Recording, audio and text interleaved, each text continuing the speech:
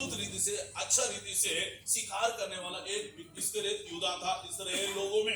రోమీయులతో పోరాడి తుది మరణం పొందినటువంటి వారు ఈ సికారి వారే. रोमियों के साथ लड़ाई करके युद्ध करके जीता वाला ये शिकारी लोग हैं। ఈ సికారి వాళ్ళు చంపమంటారు లేకపోతే చావరైనా చేస్తారు. अगर मार भी डालते हैं अपने लिए हत्या भी हो जाते हैं, शहीद भी हो जाते हैं। వేరే వారి చేతిలో చావకూడదు, తమకు తామే చావాలనుకుంటారు.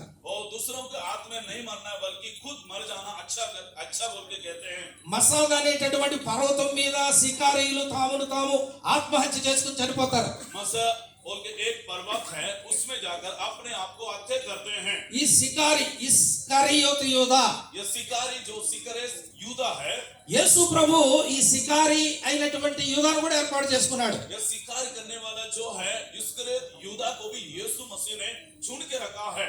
సికారి విప్లవకారుడు. शिकारी जो है एक युद्ध करने वाला वीर है। వారు సరిగా పనిచేస్తే విప్లవాన్ని క్రైస్తవులలో తీసుకొస్తారు. वो अगर सचमुच में अच्छा काम करने से एक बेदारी